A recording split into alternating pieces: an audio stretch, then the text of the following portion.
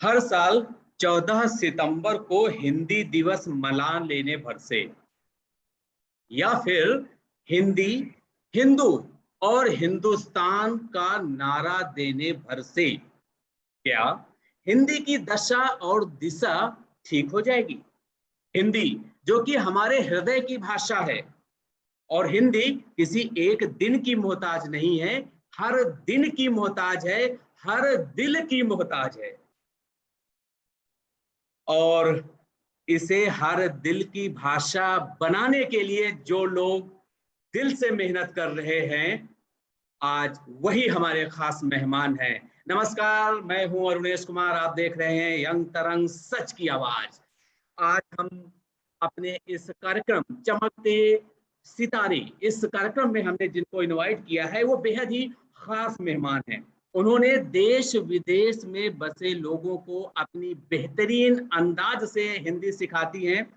फिल्मी सितारों को सहज, सरल और स्वाभाविक तरीके से हिंदी पढ़ाती हैं, सिखाती हैं। जी हाँ, मैं बात कर रहा हूं पल्लवी सिंह की। बहुत बहुत स्वागत है, बहुत बहुत आभार पल्लवी जी अपना समय हमें देने के लिए।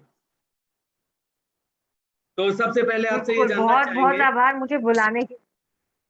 जी बिल्कुल, सबसे पहले पल्लवी जी ये जानना चाहेंगे कि आपने तो खुद पढ़ाई की है, इंजीनियरिंग की, बीटेक किया है, और मनोविज्ञान में यानी साइकोलॉजी में भी आपने पढ़ाई की है। तो फिर ये हिंदी के प्रति आपका जो रुझान है, जो लगाव है, ये कब और कैसे शुरू हुआ? कब में तो इसका जवाब ये है कि जब मैं खुद कॉलेज में थी, तो मैंने शायद आपको बताया भी था या कहीं-कहीं इसका ज़िक्र भी होगा कि मैंने कॉलेज में ही फ्रेंच में डिप्लोमा किया था। तो तब सीखते हुए भी मुझे लगता था कि एक होता है कि आपने नोट्स बना लिया, आपने कॉपी किताब में अलग-अलग रंगों के पेन से अपनी मतलब रेखाएँ बना ली, ये कर लिया और आप एग्ज़ाम में अपना-अपना लिख के आ गए और सब कुछ हो गया। तो इस ये करके आपको कोई भाषा नहीं आती। तो जो मेरे साथ फ्रेंच में हुआ, मुझे लगता था शायद किसी और के साथ हिंदी में होता होगा। तो उस जो वो जो खाई थी, मुझे उसको भरना था कि कोई अगर हिंदी सीखना चाह रहा है, तो उसके पास क्या-क्या साधन है, क्या-क्या सुविधा है, यूट्यूब वगैरह के अलावा। तो फिर मैंने दिल्ली यूनिवर्सिटी के जो छात्र हैं, जो कि एक एक्सचेंज सेमेस्टर उनका होता है और बाहर से लोग आते हैं दिल्ली पढ़ने और दिल्ली से जाते हैं बाहर पढ़ने।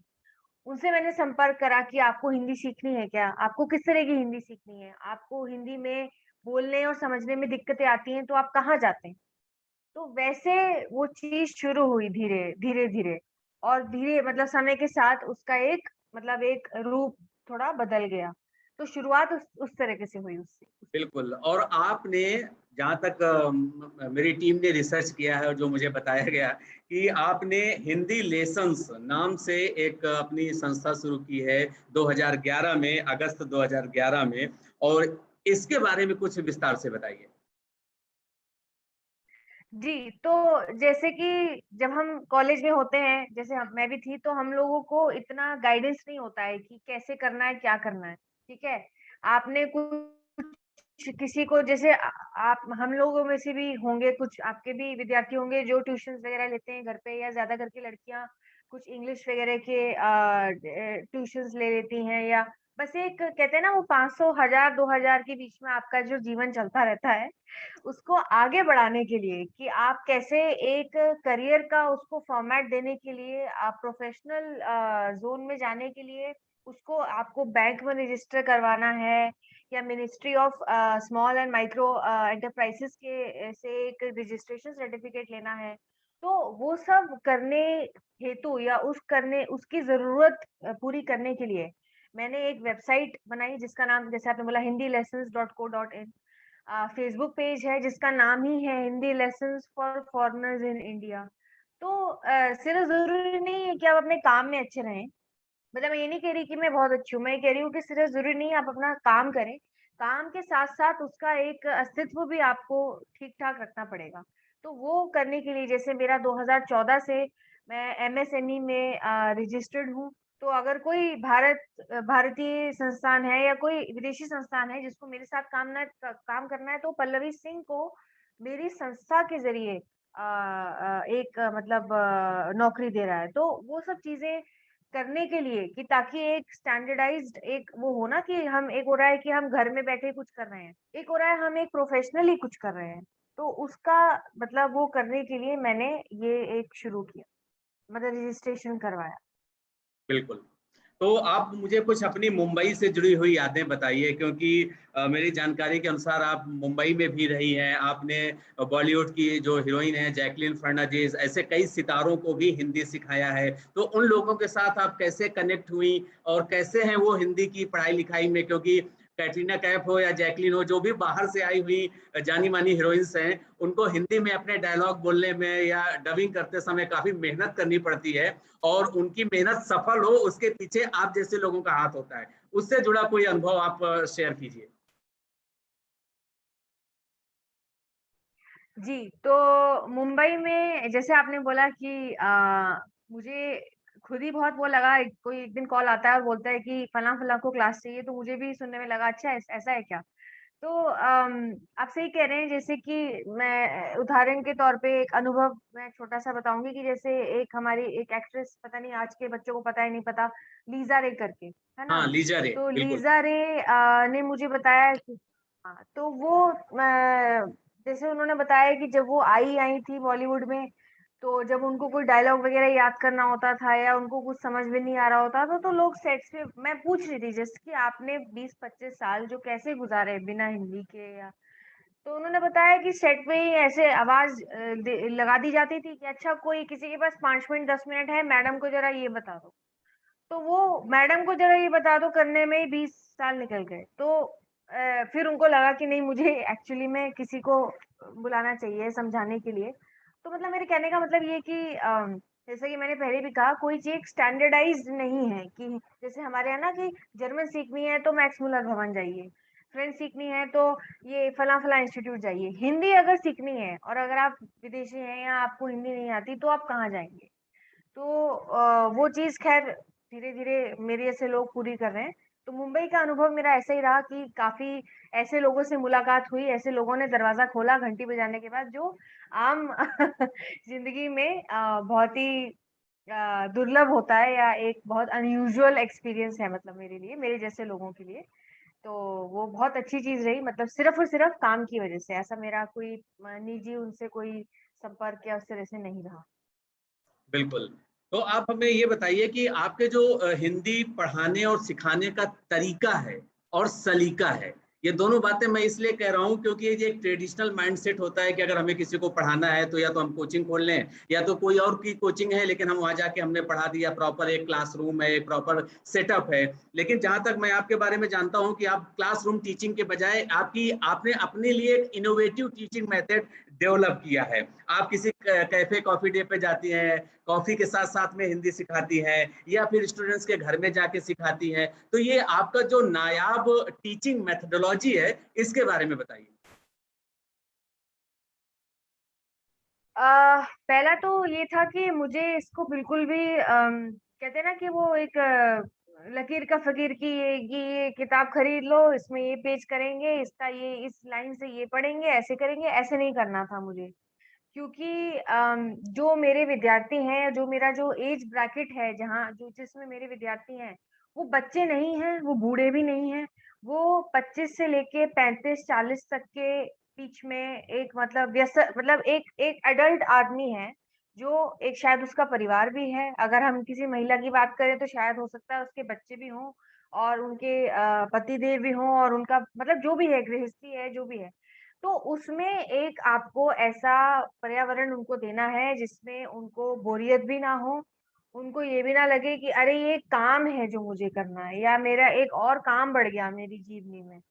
तो एक उस एटमॉस्फेयर को ब्रेक करने के लिए कि होता है ना क्लासरूम में एक एक एक अलग उसका एक वाइब होता है कि आप अंदर घुसे, एक ब्लैक बोर्ड है, कुछ कुर्सियाँ हैं, कुछ उस तरीके से।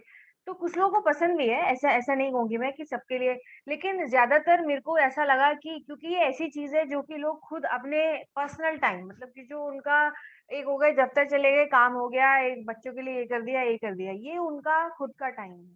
तो उस टाइम में, उस समय में उनको एक ऐसी चीज़ करनी है जिसमें उनका कभी-कभी दिमाग भी वो हो, जैसे होता है ना कि एक हम कभी-कभी कुछ पज़ल्स वगैरह सॉल्व करते हैं कि दिमाग चलता रहे, ठीक है? वो भी हो, एक भाषा भी सीखने मिले, कुछ संस्कृति भी समझ में आए भारत की, तो ये सब मिला-जुला के तो मेरा सलीका शुरू से ये था और खुद मेरी पर्सनैलिटी भी ऐसी नहीं है, मतलब मैं व्यावहारिक तौर पर इतनी बंद, जैसे कुछ लोग होते हैं कि बंद रहते हैं या चुप रहते हैं, मतलब एक अपना ढाँचा होता है उनके आगे ना, एक वो घुल-मिल नहीं पाते हैं आसानी से। तो मेरा व्यवहार भी ऐसा नहीं है, तो मुझे शायद उस वज़ह से भी मैंने कभी इस तरह से कोशिश नहीं करी कि नहीं मैं आपको वहीं पढ़ाऊँगी, ऐसे ही पढ़ाऊँगी। तो उसको तोड़कर और इस तरह से एक माहौल बनाया गया कि चलो आप गलतियाँ भी करो, आपको कुछ बात करनी है, आप अपने निजी जीवन के बारे में भी कुछ कहो। जैसे कई बार हुआ है मेरे साथ, कोई महिला, कोई स्टूडेंट आती है तो अरे आज घर में ये हो गया, तो हम उस तरह से ऐसे शुरू करते हैं। क्योंकि वो आपको पता है कि अगले 60 70 मिनट एक मतलब व्यक्ति आपके साथ कुछ सीखने आया है, तो उसकी एक भड़ास भी निकलेगी, उसको कुछ सिखाना भी है आपको। तो वो सब चीज़ें इस तरह से मैंने मतलब जानबूझ के या मतलब कि कॉन्शियसली मैंने इस तरह से किया कि नहीं मुझे ऐसे ही करना है इसको। बिल्कुल। अब हम आगे बढ़ते हैं और आपसे ये जानना चाहते हैं कि आपने जो दिल्ली में दूतावास है, वहाँ पर जो लोग काम करते हैं, अ, उनको भी आपने हिंदी पढ़ाने की दिशा में बहुत महत्वपूर्ण कार्य किया है। तो जब ऐसे विदेशी लोगों को आप हिंदी सिखाती हैं, तो आपको किन-किन चुनौतियों का सामना करना पड़ता है? और उन लोगों का रिस्पॉन्स आपको कैसा लगता है? हमारे देसी लोगों के सामने कौन जल्दी हिंदी को सीख पाता है?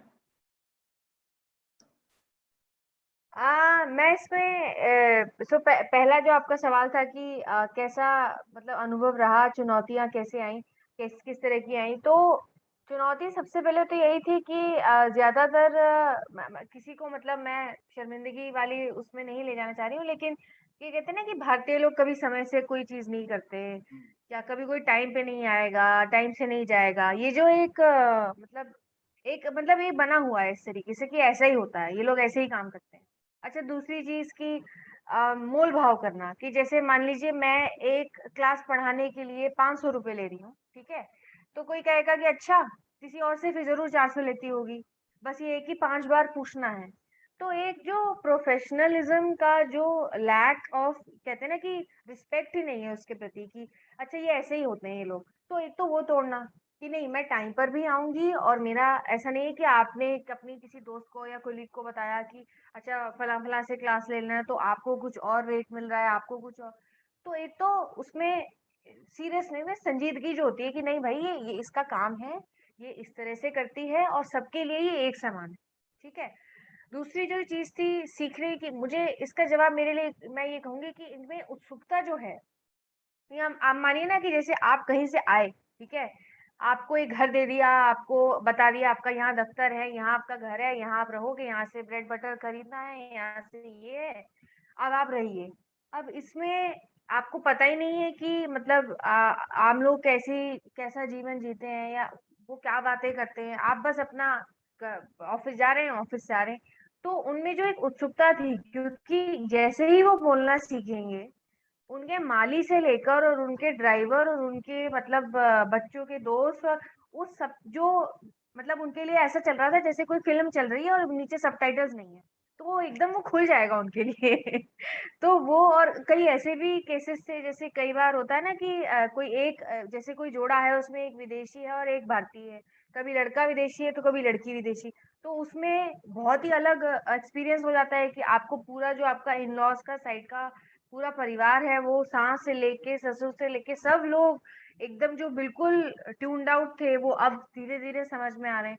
तो उनके लिए जो एक एक्साइटमेंट है ना कि नहीं, नहीं मुझे करना है बिकॉज़ कि मैं करूँगा तो फिर मुझे ये अपने जीवन में ये चीज़ें मिलेंगी। वो बहुत मिला मुझे देखने को, वो अभी भी है, बिल्कुल, और ये बहुत अच्छी बात है कि जो हमारे देश के वो नहीं हैं, चीज़ है। विदेशी हैं, लेकिन वो भी हमारे देश की भाषा हिंदी को अपनाना चाहते हैं, सीखना चाहते हैं। आपने बहुत सारे विदेशी डेलीगेट्स हो गए, टूरिस्ट हो गए, या ऐसे लोग जो विदेश से भारत आए हैं शादी-ब्याह के सिलसिले में, उनके लिए भी आपने काफ़ी उनको हिंदी सिखाई है। इसके अलावा आपने टेड एक्स स्पीकर के तौर पर भी आपको इनवाइट किया गया था। तो इस टेड एक्स के बारे में क्या आपका एक्सपीरियंस रहा, कैसा रहा, उसके बारे में भी बताइए?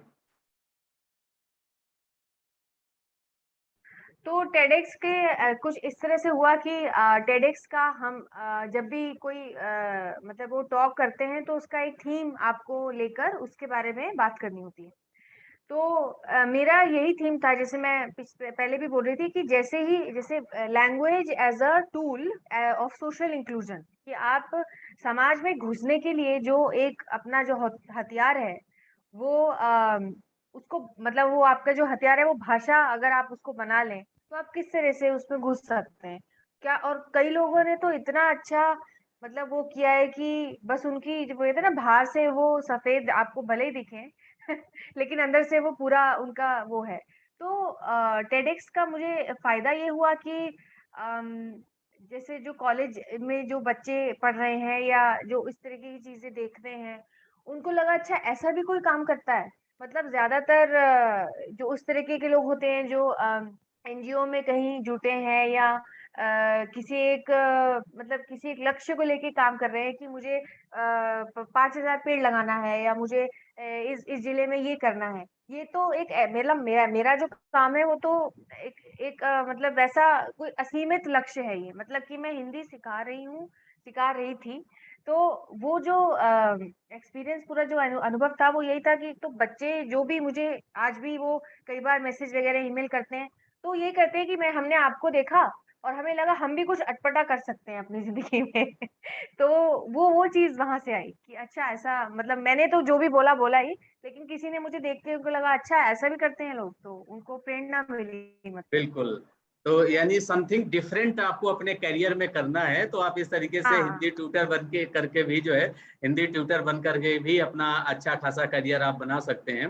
अब यहाँ पर मैं अगला सवाल थोड़ा सा डिफरेंट है, क्योंकि ऐसा मैंने सुना है, और बाकी मैं चाहूंगा कि आप इस खबर को जो है कंफर्म करें कि आप जब मुंबई में थी तो कोई आपकी छात्रा थी, कोई फीमेल स्टूडेंट थी जो ये जानना चाह रही थी कि हिंदी में गालियां कैसे देते हैं, मराठी में कैसे देते हैं। क्योंकि आप, ये बात सच है कि हाँ आजकल की जो यंग जनरेशन है ना, तो अपने फ्रेंड सर्कल में हिंदी में भी अंग्रेजी में भी ये गालियों का चलन जो है मतलब आम बात है। हालांकि आप इसको दूसरे नजरिए से देखेंगे तो ये होगा कि नहीं, गलत चीज आप सिखा रही हैं। तो क्या आपकी स्टूडेंट्स की तरफ से ऐसा कोई सवाल किया गया था और फिर आपने जवाब क्या दिया कि आपने सचमुच में उन्हें सिखाई गालियां या नहीं सिखाई? किस तरीके से आप इस सिचुएशन को हैंडल किया?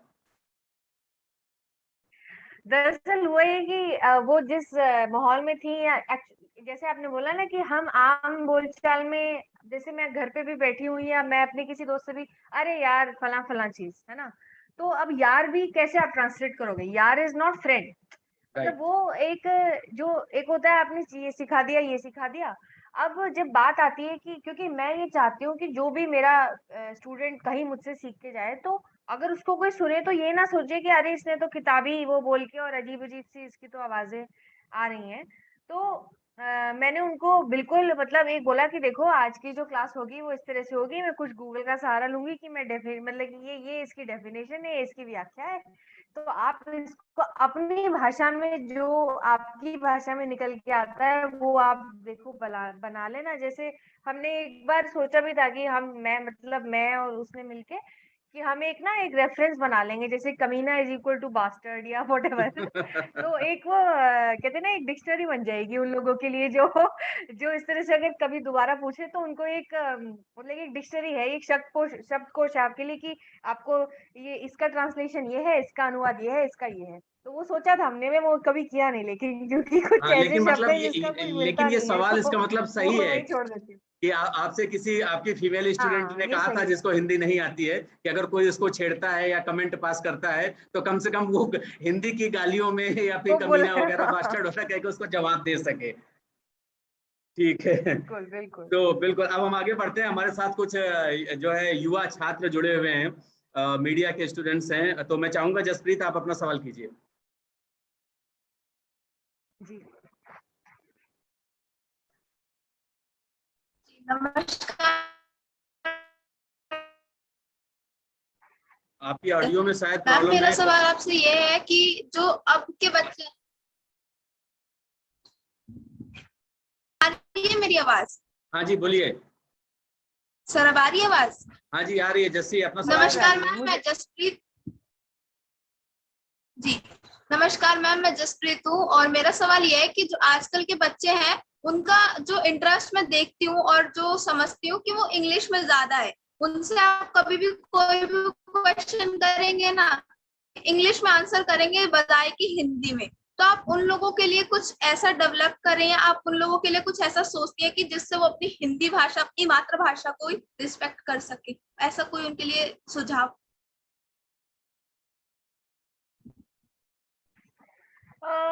ये सवाल मुझे कई बार पूछा जाता है और हिंदी दिवस पे तो खास करके इस तरीके के सवाल आते ही हैं। तो जहाँ तक रिस्पेक्ट और किसी चीज को इज्जत देने वाली बात है ना, तो वो कभी भी आप फोर्स करके नहीं ला सकते हैं कि अरे इसको करना चाहिए तो करो। अब जैसे मतलब मेरा नाम पल्लवी सिंह है, मेरा परिवार मतलब पंजाबी हिंदू परिवार है, हम लोग पंजाबी भी बोलते हैं, मुझे पंजाबी भी समझ में आती है। लेकिन किसी ने कभी ये नहीं बोला कि इसको ऐसे। तो मेरा जो जवाब होगा वो यही होगा कि इन चीजों में मेरे ख्याल आदमी अपना वो तभी समझता है जब वो अपनी दुनिया से बाहर निकलता है ना। तो आपको अगर आप मेरे भी कई ऐसे दोस्त रहे हैं, ऐसे जानकार रहे जो जानबूझ के मतलब कि आप हिंदी में भी अच्छी चीज मतलब अच्छे खासा आप बोल सकते हैं, लेकिन कभी किसी रेस्टोरेंट में बैठे हैं तो जानबूझ के अंग्रेजी बोलना, या जानबूझ के कोई अगर किसी से मिल रहे हैं तो जानबूझ के एक मतलब होता है ना कि बोलना आपको कुछ और था, आपको जबकि समझ में भी नहीं आया क्या बोल दिया आपने। तो मेरे ख्याल से जो जो जैसा है उसको वैसे ही रहने दें, और इस उम्र में तो खैर वैसे ही। तो उनको एक स्वतंत्र छोड़ दें आप कि ठीक है भाई, आपको जैसे रहना आप रहिए। अगर आपका कभी इतना विकसित हो जाता है दिमाग और समझ, तो वो अच्छी बात है, वरना कोई बात नहीं। क्योंकि ये जैसे अगर हम बात करें तो सबसे जो जैसे बॉलीवुड है वो हिंदी पर है पूरा पूरा, ठीक है। तो अब किसी को समझाना है तो या किसी को समझना है तो वैसे भी समझेगा, किसी को नहीं समझना है तो आपके तर्क मतलब आप बोलते भी जाएंगे तब भी कोई नहीं समझेगा। हाँ, तो तो बिल्कुल। मैं आपका पॉइंट समझ रही हूँ, क्योंकि शायद आप हाँ। हाँ, तो वही बात है ना कि आपको अगर आप इंग्लिश में बोलते हैं ना, तो आपका जो स्टेटस सिंबल है ना, आपको सो कॉल्ड एलीट क्लास, ये वैल्यू ज्यादा आपके सोसाइटी से, आपके फ्रेंड सर्कल से मिलती है। इसलिए हिंदी बोलने में शायद आपको जो है शर्म सी महसूस होती है, जबकि ये नहीं होना चाहिए। आपको गर्व महसूस होना चाहिए हिंदी में बात करने में। अब अगला सवाल हम गुलशन से लेते हैं।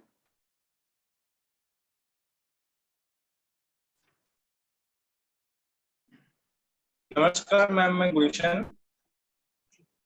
मैम मैं ये क्वेश्चन पूछना चाहता था, जैसे कि विदेश वाले आके भारत में हिंदी सीखना चाहते हैं, आपसे भी सीखते हैं, पर हम इंडिया के लोग मतलब कि इस कदर से हमें एक सही बात अभी जैसे जस्टिन ने बोला कि एक शर्म सी आती है। मैं ऐसा नहीं बोल रहा, क्योंकि मैंने देखा है, मैं मेट्रो वेट्रो में सफर करता हूँ तो मैं देखता हूँ कि हिंदी आती है, पर वो हिंदी को इस हिसाब से मतलब कि हिंदी इतनी गिरी हुई सब्जेक्ट है, इतना घिरा हुआ भाषा है, मतलब जिसने हमें जन्म दिया, जिसने हमें सब कुछ दिया, उसी से हम नफरत करने लगते हैं, और विदेश के लोग आके उन्हीं को सीखना चाहते हैं।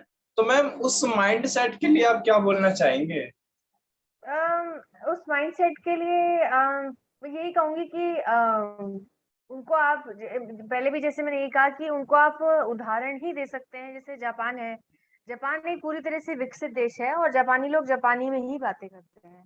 वो कभी भारत भी आए, या कभी आपने कभी कोई जैसे कोई कॉन्फ्रेंस भी हो रहा है या कहीं कोई भी मीटिंग हो रही है ऑफिशियल लेवल की, मतलब हाई लेवल की, वो भी अपना ट्रांसलेटर लेके चलते हैं, है ना। तो इसमें क्या मतलब ये मेरे ख्याल एक जो होता है ना अंग्रेज चले गए और इस तरीके का, तो मुझे लग रहा है कि वो चीज जा ही नहीं रही है हम में से। ठीक है, क्योंकि मुझे पता है कई बच्चे हैं, आपके आपके भी दोस्त होंगे इस उम्र में, खास करके ज्यादा किताबें पढ़ी जाती हैं। तो हिंदी की वो लेखकों को छोड़ के कुछ अंग्रेजी अपना कुछ पढ़ना शुरू करके, मैं ये नहीं कह रही कि वो गलत है, आप दोनों पढ़िए। आपको दोनों में आप अपनी अच्छी करिए भाषा। तो हाँ, जो ज़बरदस्ती का वो है कि नहीं, नहीं, अरे ये तो ऐसे I am so upper class, ये कुछ साल चलता है। आप जिस उम्र में हैं उस उम्र में शायद ज़्यादा है, मतलब क्योंकि आप अभी कॉलेज में हैं और इस तरह की चीज़ें। धीरे-धीरे समय के साथ आप देखेंगे कि वो लोग अपने आप ही छँटते चले जाएँगे, और ये चीज़ें एक समय के बाद ना मतलब उसका कोई सेंस नहीं है इस चीज़ का। तो शायद उम्र के साथ वो एक कहते हैं ना एक तजुर्बा होता है, अनुभव होता है, तो आदमी में मैच्योरिटी आती है कि ये सब क्या सोच रहा हूँ। तो मैं यही कहूंगी कि समय दीजिए उनकी बीमारी ठीक हो जाएगी। हाँ, तो इस माइंडसेट में बदलाव लाना बेहद जरूरी है, और ये समझना, ये अपना माइंडसेट ऐसा बनाना कि नहीं, जब हमें अंग्रेजी आएगी तो ही हमारा फ्यूचर ब्राइट होगा, तो ही हम अच्छा करियर बनाएंगे। इसमें भी बदलाव लाना जरूरी है, क्योंकि आज की तारीख में हिंदी में भी करियर का बहुत अच्छा खासा स्कोप है। और क्या स्कोप है ये हम खुद जानते हैं पल्लवी जी से। ये मेरा आखिरी सवाल होगा पल्लवी जी, कि हिंदी में करियर का कितना स्कोप है, केवल पढ़ने पढ़ाने के अलावा? जैसे बहुत से ट्रांसलेटर्स लोग करते हैं, हिंदी मीडिया इतना बड़ा है, हिंदी फिल्म इंडस्ट्री इतनी बड़ी है, तो अब आजकल डिजिटल मीडिया आ गया है, सोशल मीडिया में भी बहुत ज्यादा है। तो आपको क्या लगता है कि जो हिंदी वाले इस भ्रम में रहते हैं ना, अरे भाई मुझे अंग्रेजी नहीं आती तो मेरा करियर उतना अच्छा नहीं होगा, तो आप उनके इस भ्रम को दूर करने के लिए क्या सलाह देना चाहेंगी? कैसा करियर देखती हैं आप हिंदी में? मुझे तो यही दिखता है कि जिसका जो हुनर हुनर है ना, आप किसी से, आप उसका भाषा तो चलो फिर भी एक उस पे आती है, आप उसका हुनर नहीं छीन सकते, ठीक है? तो वो हिंदी भाषी हो या कोई भी और भी भाषी हो, कोई बंगाली बोलता हो, मराठी बोलता हो, कुछ भी है, तो उसको कभी भी ये नहीं लगना चाहिए कि मेरी भाषा से मेरा हुनर कम हो रहा है, और ना ही हुनर भाषा से बढ़ता है, सीधी सी बात। तो जो हिंदी भाषी लोग हैं उनको अगर हुनर, अपने हुनर पे पकड़ है, अपने अपने काम पर मतलब वो है कि नहीं भाई मेरा काम अच्छा है, तो वो लाइफ में आगे जा सकता है। क्योंकि जैसे मुझे लोगों ने मौके दिए, हालांकि मेरी हिंदी में कोई ऐसा नहीं कि मैंने हिंदी में बैचलर किया है या मैंने हिंदी का कुछ पीएचडी करके ही मैं आगे, मैंने बस कर दिया, मतलब मैं शुरू हो गई उस चीज में। तो जो भी आपको, अगर आपको लिखना पसंद है, आप सोशल मीडिया पे कंटेंट वगैरह की दिशा में काम करें। अगर आपको मतलब जैसे मीडिया इंस्टीट्यूट तो है ही आपका, तो और किसी को अगर ट्रांसलेशन का लगता है कि उस लाइन में अगर जाना है, तो छोटी छोटी चीजें, छोटे छोटे जो कॉन्ट्रैक्ट्स वगैरह मिलते हैं वहां से शुरू करें। या कभी किसी को जो भी, मतलब जो भी आपका आपकी जो भी आपको दिशा पकड़नी है, आप शुरू करिए उस चीज में, और आपको आगे रास्ते मिलते जाएंगे। तो आपको तब समझ में आएगा कि इसमें हिंदी, और जितना जल्दी आप शुरू करेंगे, मैं तो ये कहूंगी, क्योंकि बच्चे सुन रहे हैं 18 19 20 साल के, तो जितना जल्दी आप शुरू करें, उतनी जल्दी आपकी जो करियर में जो आगे ग्रोथ होगी वो उसी से होगी। बिल्कुल। तो अब चलते चलते बताइए, आप संक्षेप में जवाब जानना चाहूंगा आपसे, हमारे देश की राजभाषा हिंदी है, राष्ट्रभाषा हिंदी कब बन पाएगी? और इस मुद्दे पर जो साउथ के स्टेट्स खास तौर पर राजनीति करते हैं, इस पर आप क्या कहना चाहेंगी? Closing remarks. क्लोजिंग रिमार्क, तो राष्ट्रभाषा कब बनेगी? जब पूरा राष्ट्र इस पे गर्वित होगा और पूरे राष्ट्र को एक जैसे कहते हैं ना, बांधने के लिए एक धागा जो है हिंदी का उसमें आ जाएगा। और राजनीति तो देखिए, राजनीति तो हम, मैं किसी भी चीज पे कर सकती हूँ, खाने से लेके, भाषा से लेके, पहनावे से लेके।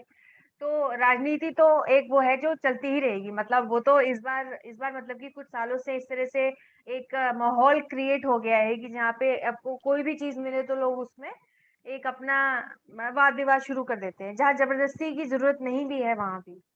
तो राष्ट्रभाषा तभी बनेगी जब, या एक कहें कि एक उसमें जब एक पूरा जो होता है ना कि एक भाषीय, एक मतलब भौगोलिक एक आइडेंटिटी, मतलब जिसे कहते हैं हमारी पहचान, तो वो उसमें थोड़ा समय लगेगा लेकिन मेरे जैसे लोग कार्यरत हैं, तो देखिए। बिल्कुल। हम भी यही उम्मीद करते हैं कि आप जैसे चमकते सितारे हमारे समाज के हैं, हमारे सिस्टम के हैं, जो हिंदी को एक ना एक दिन राजभाषा से राष्ट्रभाषा जरूर बनाएंगे। यही हमारी भी इच्छा है, यही हमारी भी शुभकामनाएं हैं। बहुत बहुत धन्यवाद, बहुत बहुत आभार आपका अपना समय देने के लिए, हमसे बात करने के लिए।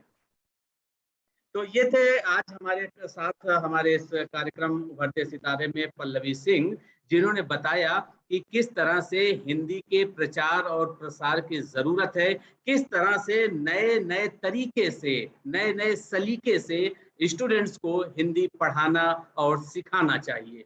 और हिंदी शर्म का नहीं, गर्व का विषय है, ये एक महत्वपूर्ण बात है। तो आज के इस शो में फिलहाल इतना ही। आपको हमारा ये वीडियो कैसा लगा, अपना फीडबैक कमेंट बॉक्स में जरूर दीजिएगा, और देखते रहिए यंग तरंग, सच की आवाज। नमस्कार।